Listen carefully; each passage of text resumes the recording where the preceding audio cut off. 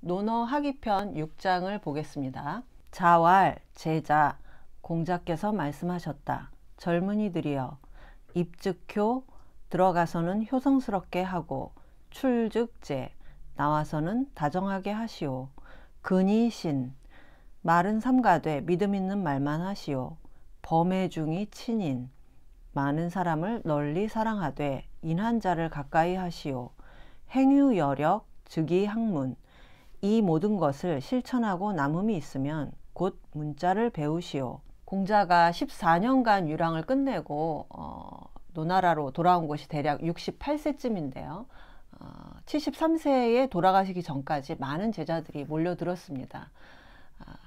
유랑의 와중에 천하의 공자라는 사람에 대한 소문이 많이 퍼졌던 것인데요. 여기서 공자가 제자하고 부른 것은 공자 학단의 제자뿐만이 아니라 그 당시에 있었던 모든 노나라의 젊은이들에게 하실 말씀이 있어서 젊은이들이여 이렇게 부르고 시작을 하신 것인데요. 물론 나중에 스승과 제자라는 말이 바로 이 논어의 이작에서 가져온 것은 맞는 것 같습니다. 유교하면 효제 충신을 말을 할 것 같은데 충이 빠지고 효제신만 지금 말을 하고 있는데요. 충 대신에 범해중 친인을 말을 하고 있습니다. 그래서 입즉효, 집에 들어가서는 효를 다하고, 출즉제, 친구 간에는 우애가 있고, 근이신, 근은 말을 삼가는 것이죠. 평소에는 말을 삼가되 일단 말을 하면 믿음성 있게 해야 한다. 범해중, 널리 사람들을 아끼고, 친인, 인한 사람을 가까이 하라. 우리가 효제씨는 그래도 많이 들어봤는데 범해중 친인은 별로 못 들어봤는데요. 사람이 효제신만 하기도 얼마나 어렵습니까? 그래서 조금 더 넓은 범위의 사람들을 대상으로 하는 범해중과 친인이 잘 알려져 있지 않은데요. 범해중이라는 것은 나의 사회적 활동이 무사람들에게 좋은 영향을 끼치는 사회적 기여와 책임을 의미한다고 생각이 듭니다. 기업을 경영을 해도 내가 돈을 벌려고 차린 회사지만 그 회사에서 번 수익금을 사회의 다른 취약한 부분에 되돌리는 것이 기업의 사회적 책임이지 않을까요? 그리고 어떤 종류든 사회적 활동을 할 때는 범해중을 꼭 명심을 해야 되겠는데요. 그리고 친인은 인한 사람을 가까이 하라는 말인데요. 인한 사람을 가까이 하려면 어떻게 해야 할까요? 논어 2인편에는 인한 마을에 살라는 말이 나옵니다. 마을에서 인하게 사는 것이 아름답다. 택하여 인에 처하지 않는다면 어찌 지혜롭다 할 수가 있겠는가? 사람이 인한 공간을 택해서 처할 줄 알아야 한다는 말씀인데요. 여기서는 인한 마을이지만 인한 가치를 공유할 수 있는 모임이라든가 동아리를 의미한다고 볼 수도 있겠죠. 그래서 인한 사람들을 만날 수 있는 곳을 내가 택해서 머물러야 하는데 학을 같이 하는 붕을 만나는 것도 좋은 방법일 수가 있을 것 같습니다. 학위편에서 공자도 붕이 멀리서 찾아오니 기쁘지 아니한가 이런 말씀을 하셨는데요. 우리가 일요일마다 교회에 가서 목사님 말씀을 듣는 것도 좋지만 그러면 우리 역사가 아닌 이스라엘 역사만 매주 듣게 되지 않겠습니까? 우리 역사와 고전도 잘 모르는데 중동 지역의 역사와 성경만 읽는다면 뭔가 붕어빵에 팥이 없는 것 같지 않을까요? 그래서 우리의 역사와 고전을 공부하는 인한 사람들을 가까이 하는 것이 친인의 한 방법이지 않을까 그런 생각을 해봤습니다.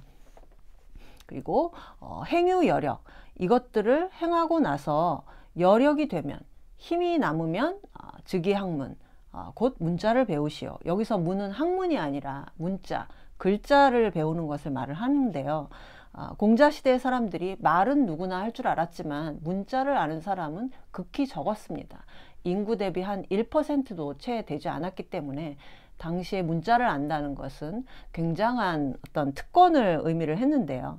공자는 누구나 원하는 사람에게 문자를 가르쳐서 살을 백출하려는 목적으로 학단을 열었지만 먼저 문자를 배워라가 아니라 먼저 인간이 되어라. 그리고 나서 문자를 배워라. 이렇게 가르치셨던 것이죠. 아무리 문자를 배우고 지식을 쌓은들 사람이 효제신하지 않고 범해중 친인하지 않는다면 무슨 의미가 있겠습니까? 그래서 배움과 실천 사이에서 실천을 강조하는 그런 말씀이라고 할 수가 있겠습니다. 우리가 친인을 실천하려면 어떤 사람이 인한 사람인가, 무엇이 인인가에 대해서 구체적으로 잘 알아야 할 텐데요. 보통 인하다 그러면 어떤 말들이 떠오릅니까? 어질다, 인하다, 순하다, 인자하다, 이런 말들이 떠오르는데, 이런 면도 없진 않지만 그렇다고 해서 인자함이 곧 인은 아니라는 건데요. 논어를 완독해도 사실 인이 뭔지에 대해서 확실히 감이 잡히질 않습니다. 확실히 효제나 충신보다는 어려운 개념이라고 할 수가 있겠죠. 그래서 공자의 인을 설명하려는 여러 시도들이 있어 왔는데요. 주자의 스승인 정명도라는 사람이 기발한 해석을 했습니다. 원래 한방에서는 한약재로 쓰이는 씨앗을 인이라고 한다고 하는데요. 행인, 마자인, 옥리인, 산조인, 이게 다 씨앗의 이름인데, 씨앗은 살아있는 생명의 덩어리고 생명의 가능성이라고 할 수가 있겠죠. 그리고 의서에는 수족마비 현상에 불인이라는 표현을 쓴다고 합니다. 여기에 착안해서 인은 생명이고 반대말인 불인은 마비라는 뜻으로 볼 수가 있다는 것인데요. 하나의 생명인 인을, 이 씨앗을 땅속에 묻으면 어떻게 되겠습니까? 씨앗이 땅속에서 판단을 내려야 되겠죠. 지금 내가 싹을 틔워서 잘 자랄 수 있겠다 싶으면 싹을 틔우는데, 그렇지 못할 것 같으면 몇 년이고 기다렸다가 나중에 싹을 틔우기도 하지 않습니까? 씨앗이 이걸 잘 못하면 싹을 틔우고 열매를 맺기까지 나갈 수가 없겠죠. 센서티브하게 주변을 파악하는 것, 이것이 바로 씨앗, 즉 인의 활동이라고 볼 수가 있겠는데요. 사람도 마찬가지입니다. 센스가 있어야 자기 주변에서 일어나고 있는 일을 빨리 제대로 파악할 수가 있는 것이죠. 가까이 있는 사람의 마음이 기쁜지 슬픈지 잘 모른다면 이것은 불인하다고 할 수가 있겠는데요. 마음이 무디고 딱딱하기 때문에 알아채지 못하는 것이죠. 이렇게 인이라는 것은 센서티브하게 주변과 교감하고 공감하는 능력이다, 이렇게 말씀을 드릴 수가 있겠는데요. 그 중에서도 도우 선생님은 인이 아름다움을 느낄 줄 아는 심미적인 감수성과도 관련이 있다고 하십니다. 앞서 공자가 공부한 학인, 시와 예와 악도 결국은 노래와 연주와 춤과 같은 예술의 장르였죠. 그래서 심미적 감수성이 없다면 이런 예술을 배우고 가르칠 수가 없지 않겠습니까? 거기에 하나 더 붙이자면 맹자는 무측은지심 비인야라고 했습니다. 만약에 어린이가 우물에 빠지는 것을 본다면 누구나 달려가지 않겠는가? 이러한 측은지심, 즉 남을 불쌍히 여기는 마음이 없으면 인간이 아니다. 맹자는 이렇게 말을 했는데요. 남을 측은하게 여길 줄 아는 어떤 측은지심도 분명히 인의 요소에서 빠질 수 없다고 볼 수가 있겠죠.